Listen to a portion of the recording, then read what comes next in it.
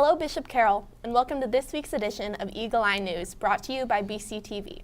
My name is Allison Morgan. And I'm Carly Anderson. This week, we'll be looking at some of the more recent events, including the choir's trip to New York, the broadcasting class's trip to Cake News, the winter pep rally, and an update on sports.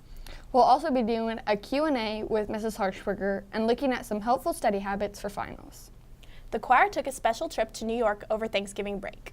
They were lucky enough to go to the Macy's Day Parade on Thanksgiving and perform at Carnegie Hall. We met up with Chloe Charles to talk about the trip. The Bishop Carroll Choir began preparing to go to New York since last year around November when we first heard of the opportunity. Dr. John Levitt had invited us to come celebrate his 60th birthday and 30th anniversary of composing music. We had our first rehearsal with Dr. Levitt and a total of 260 singers. The rehearsal was 4 hours long and an amazing learning experience. Thursday morning, so Thanksgiving, we all woke up at 5 a.m. and sat on the sidewalk, front row, to watch the Macy's Thanksgiving Day Parade. It was a lot of fun and something I'll probably never have the chance to do again, and so I loved it. We woke up at 7 to go sing at St. John the Divine, the largest Gothic cathedral in North America. Then a dress rehearsal at Carnegie Hall from 2 to 5:15. All the singers had to be back at Carnegie by 7 for our concert at 8, which we premiered Dr. Levitt's newest piece with a 35-piece orchestra. By far one of the greatest experiences of my life. I loved it so much and made my love for singing increase so much. Thank you, Chloe. Last week we had our annual pep rally. The cheerleaders performed a dance with some winter sports athletes. We had a relay with a runaway Santa, and all the winter sports participated in a winter clothing relay. Our own broadcasting class took a field trip to Cake News. Here is a brief look at what we did. On the BC broadcasting field trip, we gained tips and tricks from the pros of the industry. Our very own Elizabeth Cox read from the Cake News station's teleprompter and tested out their super cool green screen. Shane Ewing told us to remain confident through our news reading and push through our errors because confidence in broadcasting is everything. Allison Ackland told us that we shouldn't stress out about ratings as the audience can see that anxiety. So we should relax and the audience will see our confidence.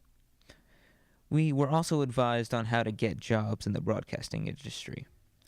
One must get their foot in the door and network, then work as hard as you can to prove your worth. BC Broadcasting Class field trip experience was truly an informative one. And now to Braden with an update on sports. Boys has a current record of 0-2 with their tough loss against Heights. Girls have an amazing record of 2-0 to a great start to their season. Both teams will be competing at Northwest versus Northwest tonight with the theme being whiteout. Wrestling won their duel against West yesterday here at Carroll. Swimming also started their season yesterday with a meet at Heights. You can see the results on the screen. Back to you, Allie. Thank you, Braden. We asked you to submit questions on our Twitter to ask the administration. Here's Mrs. Harshberger with the student body's burning questions. Why does everything we wear have to be Parker? Why don't you allow the sweaters even if they are Carroll sweaters? Gotcha. Yeah, again, first off, like me allowing it is not really the case. The uniform has been set long before I got here for many years. But Parker is the uniform company we use, and again, hence the name uniform. We want things to be pretty similar. We do allow for a lot of different things as far as shoes, quarter zips, the vest, sweaters, navy blue, green. But besides that, we try to keep it all through Parker so that the colors are the same color of navy blue sweater, the same color of green sweater, etc. Why can't our parents just come pick up our phones when they get taken away? Do you have to keep it overnight? I think maybe there's a misunderstanding of the policy because we don't keep them overnight. The first offense is a demerit for the students and their parents come and pick it up. So the majority of parents come the same day and pick it up. Those that don't pick it up until the next day, that's the parent's choice.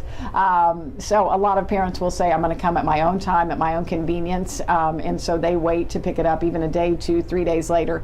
But the policy reads that the first time it's a demerit and the parents pick it up. The second time, the student would have to serve a detention the next morning, so we would keep it overnight, and then the parents pick it up, and then the third time is in-school suspension. Why are multiple teachers forced to share classrooms when there are brand new classrooms that are not being used?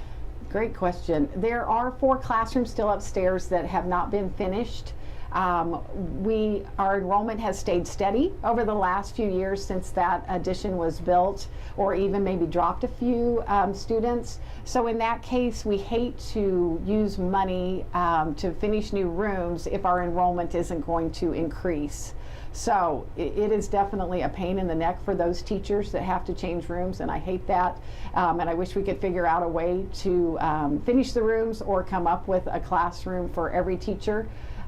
Currently, it's our first-year teachers, some of the first-year teachers, not all of them, in the building that are having to move. But each year as they move up, like Mrs. Barrientos is in her 2nd year, she now has her own room. Why is all of our money going to the football team rather than something else new, like the band room or an auditorium? Well, I think if they check the budget, all the money's not going to the football team. The greatest majority of our budget, a huge percentage, goes to teacher salaries, as well as all our faculty and staff salaries. So this Aquila that's coming out will have an explanation of the money that's brought in through fees, through advancement, through our parishes, and where that money goes to. So that would be a great thing for students to look at, and parents and ourselves to look at, to see that the greatest amount is for salaries and benefits. And then as the rest, the little part that does go to athletics is divided amongst all the athletics. They all have their own budget. Football has over 100 participants, so of course they need enough big budget for that, as well as the equipment is fairly expensive. And then in addition, football also brings in quite a bit of revenue as well. Is showing your ankle bone that big of a deal? Why can't we have food in the hallway? Why can't the palm wear jazz pants that don't flare at the end? Does your family have the best Christmas tree in the school? Find out by submitting pictures to our Twitter. We'll announce the winners next week with a prize of $10 Quick Trip gift card to the first place. So get decorating. If you're stressed about the upcoming avalanche of tests, BCTV is here with some basic study tips.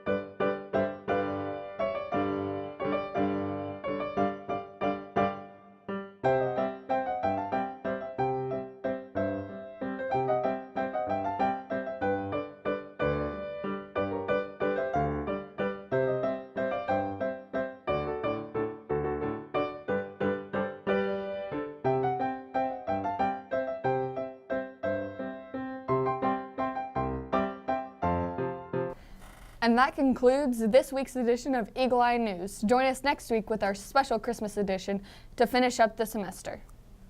And don't forget to send your Christmas pictures in. Stay jolly, Carol.